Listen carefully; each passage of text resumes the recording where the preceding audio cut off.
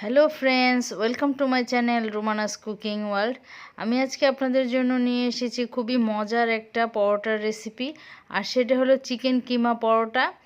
এবং এই পরোটাটা আপনারা বাচ্চাদের টিফিনেও দিতে পারেন, সকালে খেতে পারেন, অথবা যারা চাকরিজীবী আছেন তারা লাঞ্চে নিয়ে যেতে পারেন।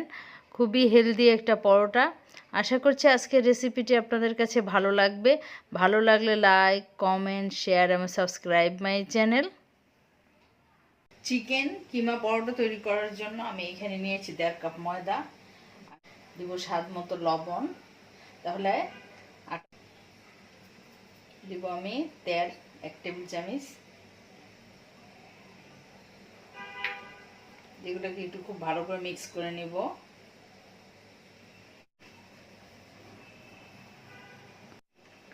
এটা মিক্স করা হয়ে গেছে। এখন অল্প অল্প পানি দিয়ে আমি একটা পরোটার ডো তৈরি করে নিব। সাধারণত আমরা যেরকম পরোটা তৈরি করার জন্য করি সেরকমই।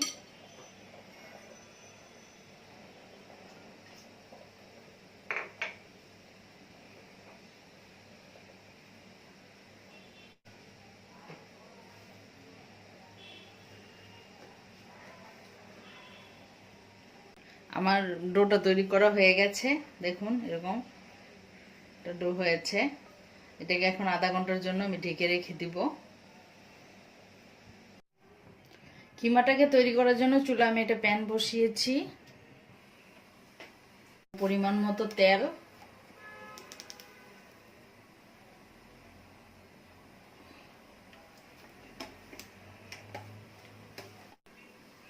এখন দিব আমি 1 চামচ আদা কুচি, 1 চামচ রসুন কুচি। এখানে কুচিটা দেওয়ার চেষ্টা করবেন, তাহলে ভালো লাগবে।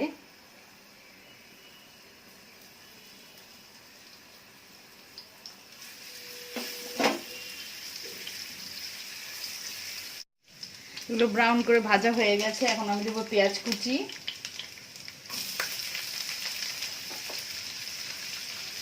2 টেবিল চামচ এর মতন।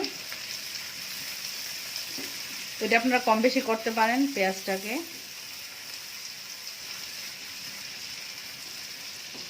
আপনারা চাইলে এখানে কাঁচামরিচ কুচিটা দিতে পারেন। আমি কাঁচামরিচ কুচিটা দিব না, আমি এখানে শুকনো মরিচের গুঁড়াটা ইউজ করব। পেঁয়াজটা সুন্দর করে ভাজা হয়ে গেছে। এখন আমি কিমাটাকে দিব। আমি এখানে একটা বুকের মাংসের কিমা দিচ্ছি।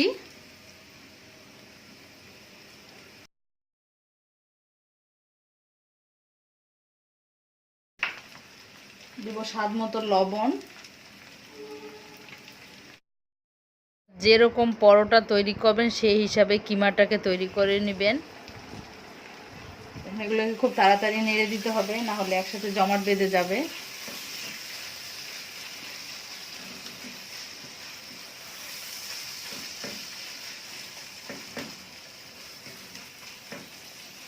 কালারটা চেঞ্জ হয়ে আসবে, তখন আমি বাকি মশলাগুলো অ্যাড করব। আমি এখানে দিব হলুদের গুঁড়া 1/2 চা চামচ, মরিচের গুঁড়া 1 চা চামচ, ঝালটা আপনাদের পছন্দ মতো দিবেন। ধনিয়ার গুঁড়া 1/2 চা চামচ,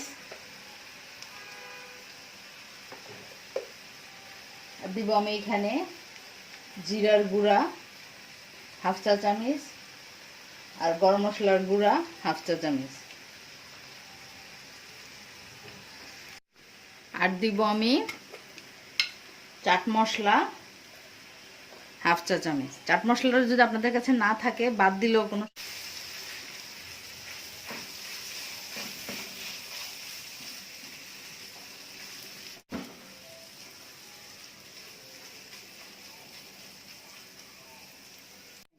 চামচের সাহায্যে আমি খুব ভালো করে এভাবে ভেঙে দিয়েছি এবং অনেক ছোট ছোট টুকরো হয়ে গেছে।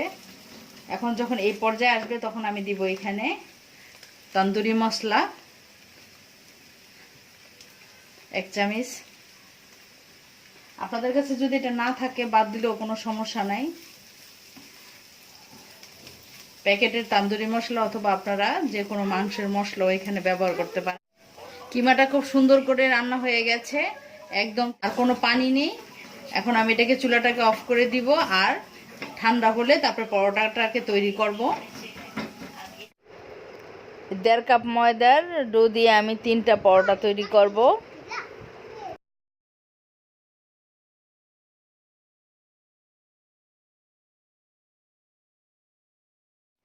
আমি প্রথমে একটা ছোট একটা রুটি বেলে নিব।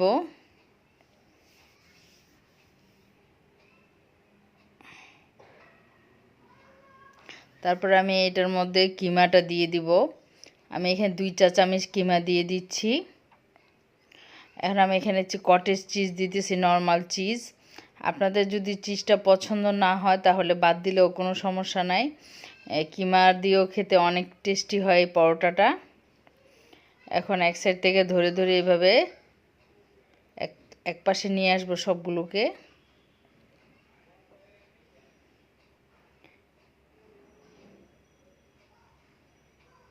এনে ঘুরিয়ে ঘুরিয়ে মাঝের যে শক্ত অংশটা সেটাকে ফেলে দিব না, জাস্ট রেখে দিব। আরেকটা পরোটা তৈরি করে নিব, তখন এটার সাথে মিক্স করে নিব। এভাবে চেপে চেপে দিব, তাহলে বেলার সময় ফেটে যাবে না।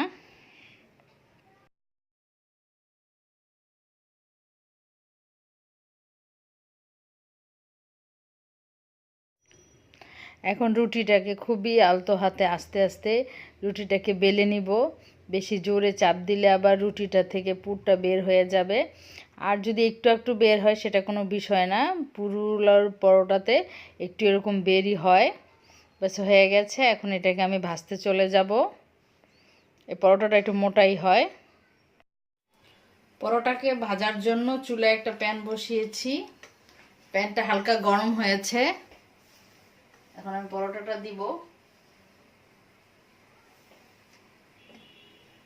প্রথম আমি শুকনো তাওয়ায় এটাকে একটু ভেজে নিব 2 পাশে।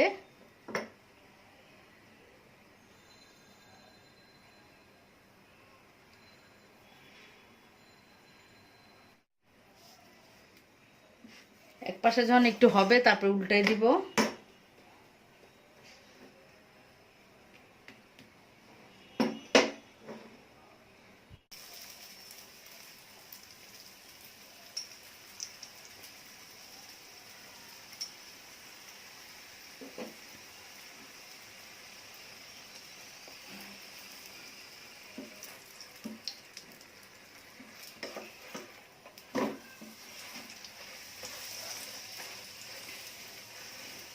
যেহেতু আমাদের ভিতরের স্টাফিংটা রান্না করাই, তাই পরোটাটাকে এত ভাজার প্রয়োজন নয়। জাস্ট পরোটাটা যাতে ঠিকমতো হয় সেভাবে আস্তেভাবে চেপে চেপে ভেজে তুলে নিতে হবে।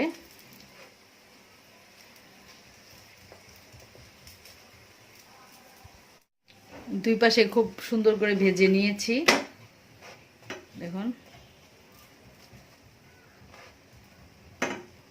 এভাবে আমি বাকি সবগুলো পরোটাকে ভেজে তুলে নিব। এটা আমি এখন তুলে নিচ্ছি।